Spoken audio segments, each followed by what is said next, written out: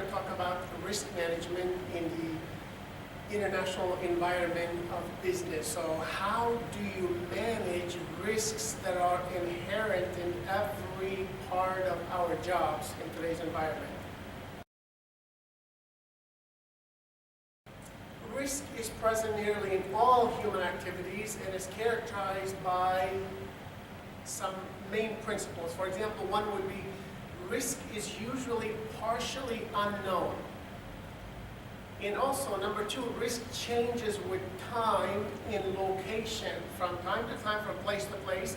And number three, risk is manageable in the sense that the application of human action can change the form of risk and also the degree of its impact or effect for all of us. So the purpose of risk management is to compel project managers and human resource professionals to devote organized and purposeful thought to risks that are involved in all their activities. What is known as a project or in operation, nonetheless risks are there. This way professionals can determine which risks are worth taking, and isolate and optimize risks, eliminate perhaps the negative risks that we see in our jobs, take advantage of the opportunities that are available with risks, develop viable alternatives in courses of action, and finally establish and get the resources to cover the threats that cannot be managed, avoided, or even mitigated. Keep in mind that those who are skilled, savvy, and engaged professionals, they are able to remove significant levels of risk from the projects by proper risk management. So what is risk? Risks are uncertain events that have the possibility of happening at some point in the future. However, risk can be defined as uncertainty of outcomes. Risk can be defined as the uncertainty of outcome, whether it's positive opportunity or a negative threat of various actions and events that we participate in. Even the simplest decisions in the modern workplace carry some element of risk with it. So modern managers and working professionals should distinguish which risks are worth taking and which risks must be avoided, and finally, which ones can be transferred to another authority or another company or another time and location. So risk management responsibilities can increase a person's anxieties regarding administrative work, especially those of you who are managers or will be in management positions in the years to come. Keep in mind that uncertainty is present in all organizations. Whatever the purpose of the organization may be, the delivery of its objectives is surrounded by uncertainty, which both poses threats to the success and offers opportunities for increasing your success in the project or in the operation. So risk must be managed, and it should be managed systematically. So what is my definition of risk management? I define risk management as the systematic management of uncertainty in order to increase the likelihood of successfully meeting the time, the cost, as well as the quality requirements of a project based on the expectation of your boss, your customers, your vendors, your suppliers, or whoever is hiring you to be the project manager or the risk manager. All the processes involved in identifying, assessing, judging risks, assigning ownership, taking actions to mitigate or even anticipate risk, and monitoring and reviewing the progress are actually elements of risk management. Residual risk is the exposure which arises from a specific risk after you have already taken action to manage it, in making the assumption that the action is effective.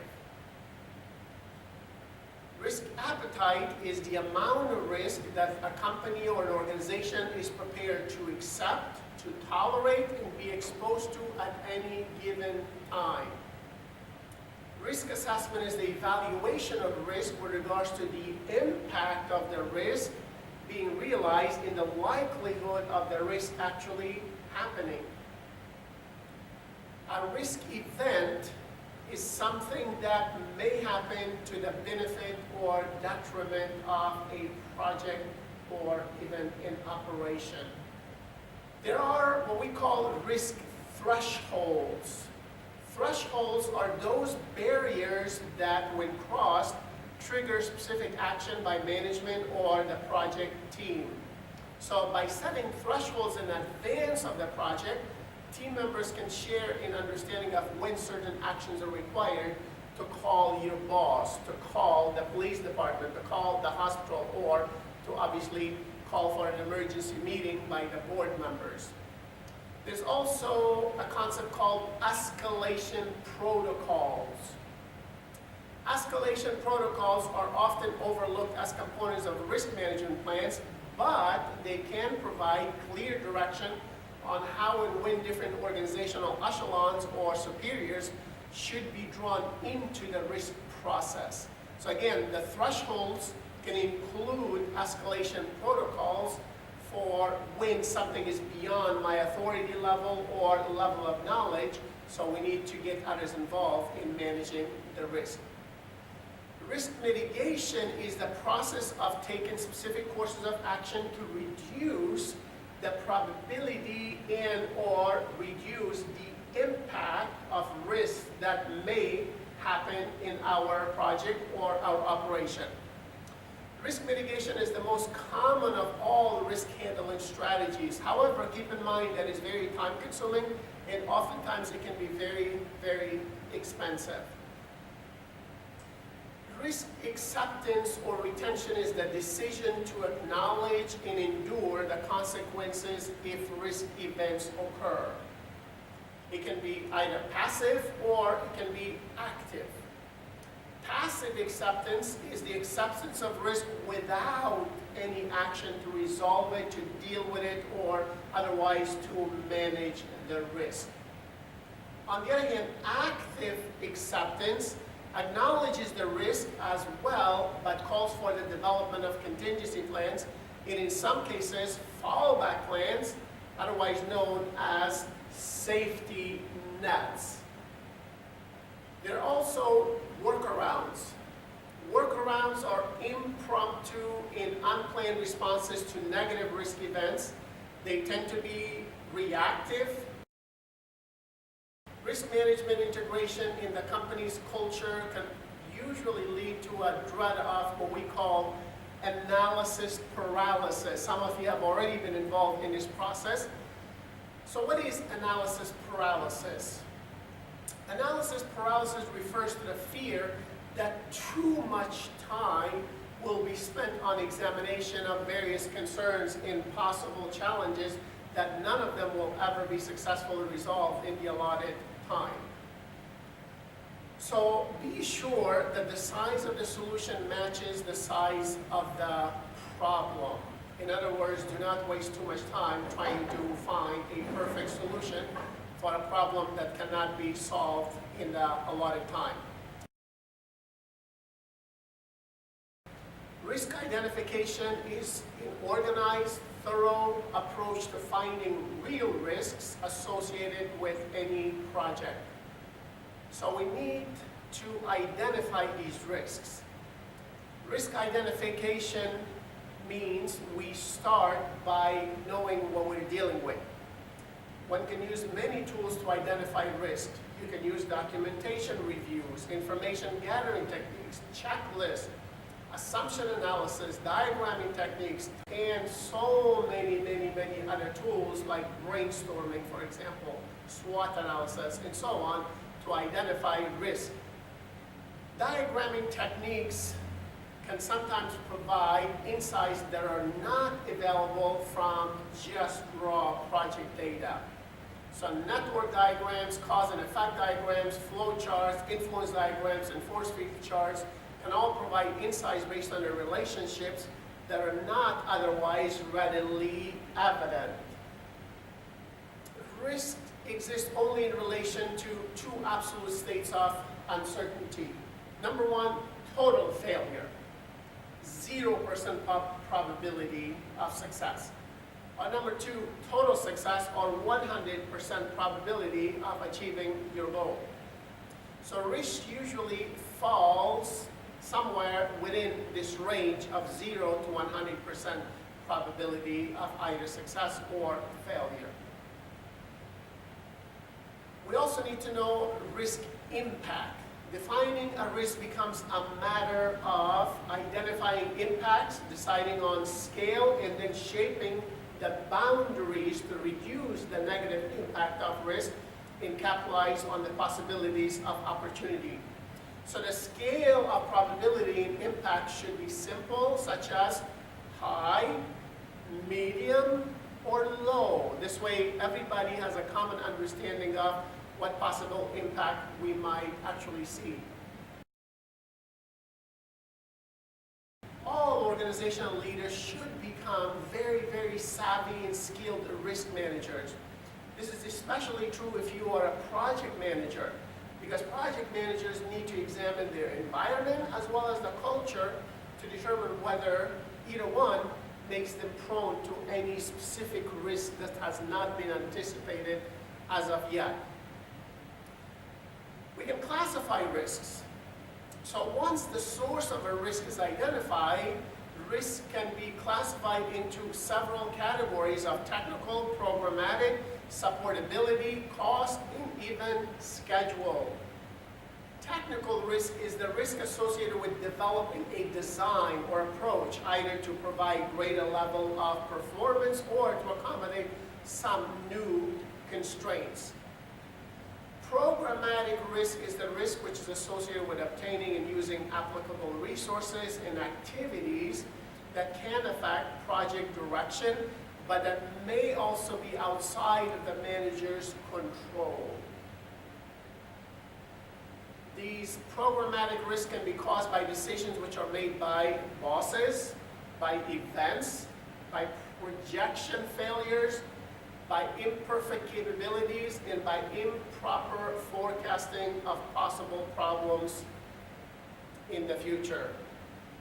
Supportability risk is the risk associated with fielding and maintaining systems or processes that are currently being developed or that have been developed and are being deployed to various departments or even organizations.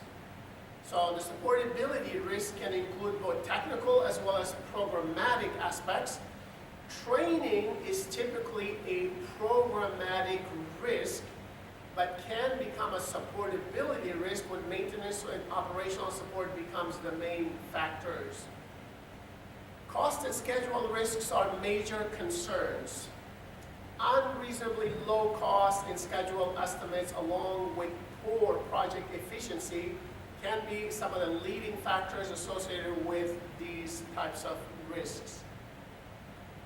The old axiom you've heard says that when it rains, it pours, holds very, very true, as a single delay in the schedule might have a chain reaction throughout the whole work process. Some of the major schedule risks are those that are driven by dependencies, which are relationships with other activities or actions.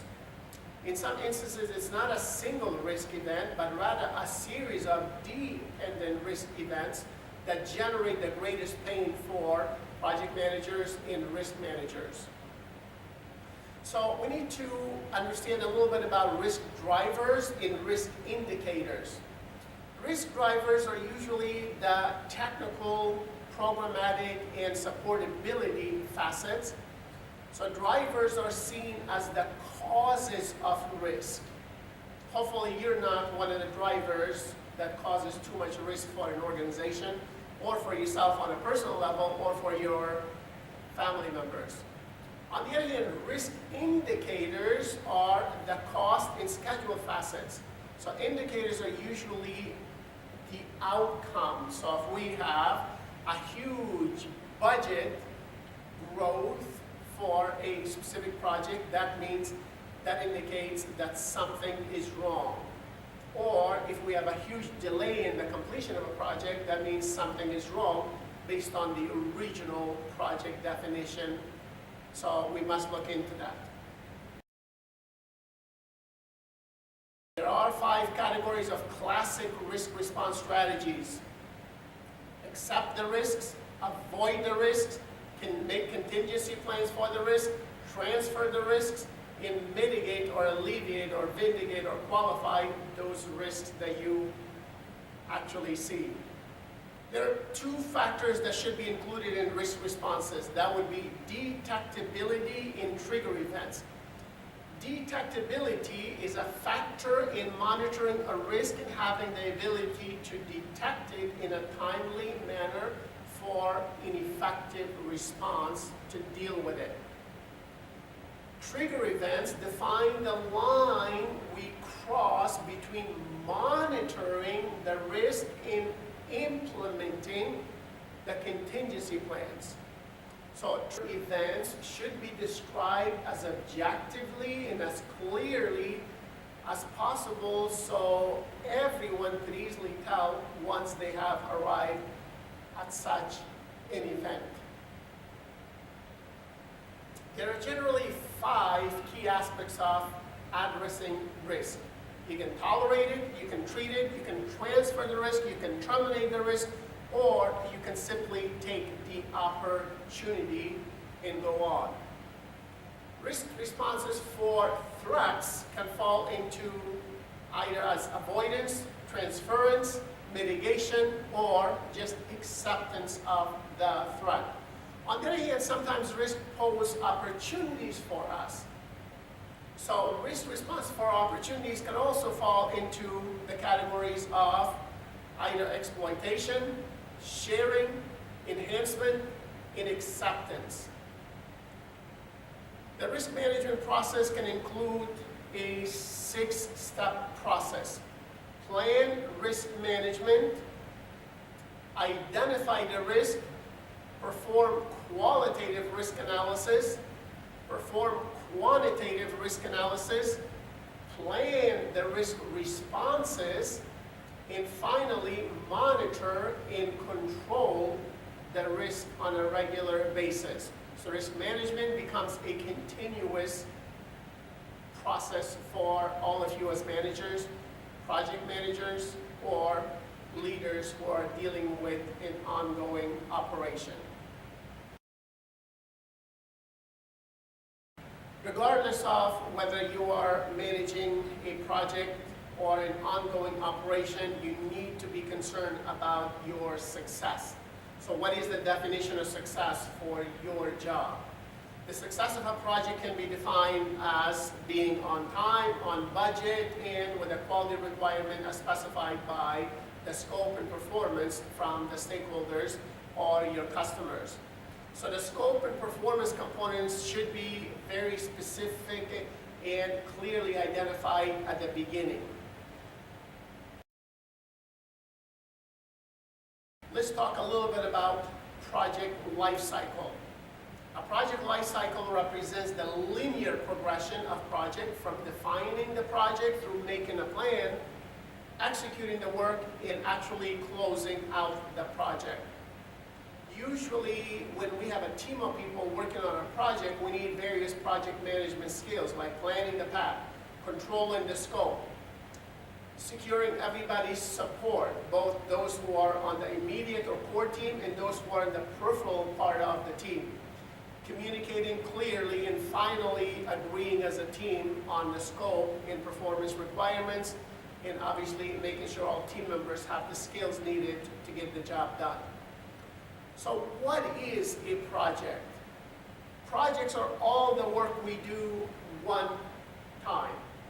All the work we do one time. Every project produces an outcome, and every project has a beginning as well as an end.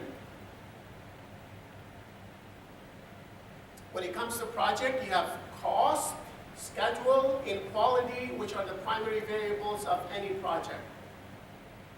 Cost, schedule, and quality are the primary variables of any project. Change in one of these three elements will have an impact on the other two. So project managers must balance these variables to create an optimal cost, schedule, quality equilibrium. Project needs someone who, regardless of his or her title, performs the functions of project management. The project manager is what we call the catalyst, the person who initiates and lifts the entire project and puts it into motion. He or she is the one who ensures that we move forward to achieve the outcome based on the milestones that have been set. In other words, he or she considers the thresholds and also the escalation protocols when things are not going as planned. In today's project-driven world, those who lead projects tend to stand out because these are the individuals who turn a vision into tangible product and service for your customers, for your companies, and obviously for the society in general. So when you have an opportunity to become a member of a project, and especially a project manager, if you have the qualification, take the assignment. Risk management is the means by which uncertainty is systematically managed to increase the likelihood of those projects being completed on time, within the quality requirements, and obviously on budget. Every project has risks that are known and risks that are unknown. Known, unknown risks represent identified potential problems such as strikes by workers or even rain that may slow down the construction of projects outside of this building or on these roads. Unknown unknowns are those problems which arrive unexpectedly and could not have been seen coming. So the risk management advantage is that fewer problems catch the project team off guard. For every surprise thunder shower, the project manager should have an umbrella in hand. This way, if it rains, it will pour. Therefore, with your umbrella, you are much more prepared to continue doing your job and not get wet. So risk management is the primary job of you, the risk manager or the project manager. He or she must identify the risks. How do you identify the risk? Well, you can ask the stakeholders, make a list of possible risks or a portfolio, learn from past experiences, look at the data of similar projects and success rates, focus on the risks in the schedule and budget. Look at the historical data, which can give you best indication of possible problems that might occur in this specific project as well. So predicting the likelihood that a problem will occur contains the same difficulties as making any estimates or forecasts. Assigning probabilities to a risk remains as much an art as a science. So we study the process as a science, but we also like to get experience, which is where the art part of risk management comes in. There are an infinite number of possible risks to any project. So it is important to qualify the known risks in order to prioritize them and establish a budget for managing them appropriately. Keep in mind the Murphy's Law. And it's okay to first adopt the attitude of anything that can go wrong will go wrong. So history continues to be the best predictor and educator in terms of the future. Keep in mind that as managers, whether you're managing a risk or a project or an operation, you always plan, organize, lead, and obviously. So have a plan, have a goal, know where you're going to go, or be organized, have leadership skills, and monitor the progress to make sure you get there successfully. Somebody said that if you don't know where you're going, then any road will take you there. This is actually the essence of why proper planning must be an essential part of today's organizations and risk managers' duties. In Afghanistan, we have several concepts. A couple of them are Guzaara kaardan and Edaara kaardan. That in Afghanistan means getting along, maintaining the status quo, being sustainable in preserving the relationship with all individuals who are involved in a specific operation, in a specific project, or in a specific risk event. That means bringing order, disciplining appropriately, correcting performance problems and misbehaviors while managing the situation in a systematic and methodical or structured manner toward excellence based on local norms as well as the laws and customs that people are governed by. So effectiveness in Guzaara kaardan and Edaara kaardan can lead to rahbariat, otherwise known as leadership. So in Afghanistan or in Persia, we call it rahbariat or rahbar, which means leader, and rahbariyat means leadership. So Guzaara kaardan is one's technical skill in adaptability to get along with others and to complete the task at hand. Edaara kaardan is your ability to bring order through proper discipline, the application of laws, and effective people management skills or practices. Rahbariyat is the ability to diagnose the root causes of problems and separate the root causes from the effect, while you actually deal with the root cause to remove the outcome or the symptom. So it is our conceptual skill to critically think and strategically plan for the long term.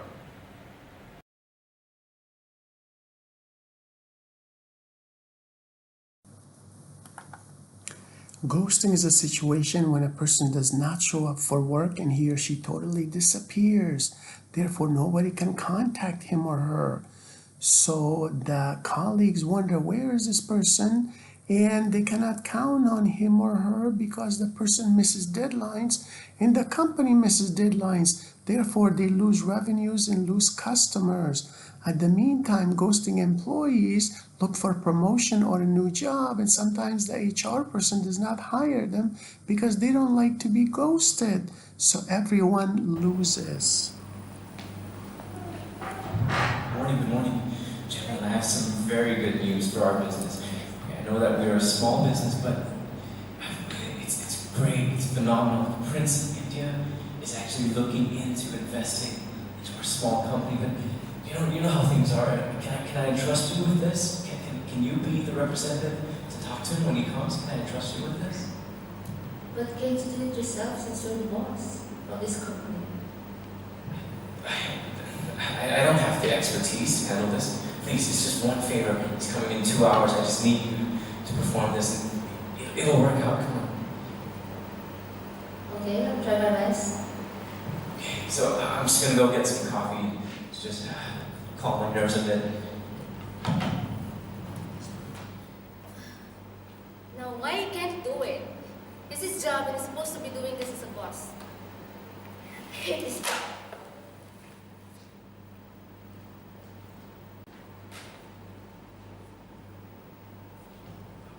Where did she go? It's just 1 hour left. Okay, I gotta think of a way to. Okay, I'll just look up for maybe some people that I can hire on the spot. Hello? Oh, Yeah, I read your resume on the website. I hear that you're a very high quality freelancer. yeah. So what's up? I was hoping we could fill in for a job just for today. The pay's pretty good. What time? It's 1 to 2 hours from now, and you're going to be representing our company. A big guest is coming to just invest in our small company, but I'd really like for you to come. Okay, I'll be there. Man, I don't know about this guy. His email is so sketchy. Some Indian prince is coming to invest in this business. This company's so small. Man, I don't think I'm going. I wish I'll for this one, not this one.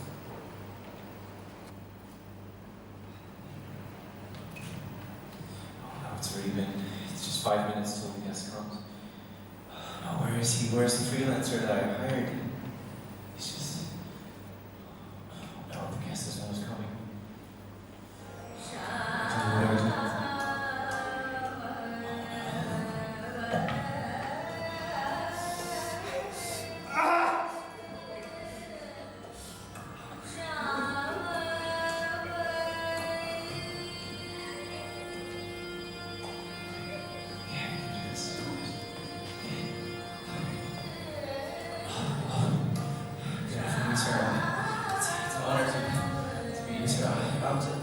Have a seat. It must have been a very tiring journey, sir. I heard that you wanted to invest in our company, sir, but could you go into details about why specifically you're here? Yes, I've been heard about your company in India, very, very famous. I would like to know more about your company. What do you have to offer us? I don't quite understand what you're trying to say. Could you go into maybe specifics on what you want to invest in? I would like to know more about your company. What do you do? If I invest in your company, can you make me some profits? Is it worth investing in your company? Yeah, it is. We cover a wide range of products, resources, I think. I don't know, but you doesn't seem like knowing the knowledge. Can you get me the representative, the one professional one? Sure, of course. He's just right at the back. I'll just go get him real quick.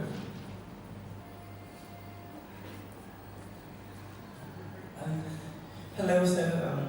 You call for me. I'm the representative for the job. Okay.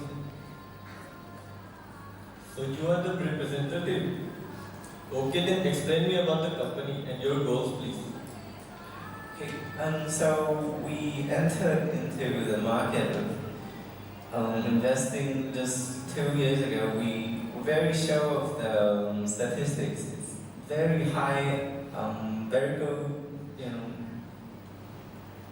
I'm sorry, buddy, but you sound the same like the previous guy. Are you the same guy? No, sorry, we must have it wrong. No, I'm a worker here in this firm.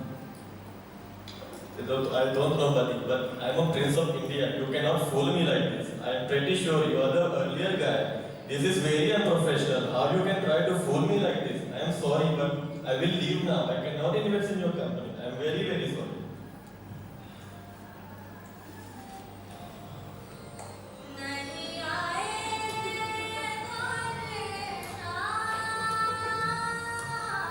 You can see, this is a small and very simple skit that we prepared to cover our topic on ghosting. So ghosting is, in simple terms, it's identified as a situation where either an employee that is already working in a business or a person that got the job fails or leaves on shift when he or she is supposed to, get the job done. So this is a situation that reflects two types of ghosting, where an actual employee chose to leave and a freelancer who was actually fit for the job chose to leave. So this is just a light reflection of a typical problem that could occur. Because of course in the real business world, something more severe would happen when the stakes are higher. So risk management is seen as the systematic management of uncertainty in order to increase the likelihood of successfully meeting the time, the cost, as well as the quality performance requirements of any job or operation based on the expectations of your customers, your bosses, or even your community members and leaders. Continuous risk assessment uncovers problems before they damage the project. Risk analysis forms can be completed for every risk that has a reasonable chances of threatening a project. Risk log offers a simple, systematic method for tracking active risk. All tasks and projects in the modern workplace are full of uncertainty. Risk management begins and ends with a positive attitude for all of us.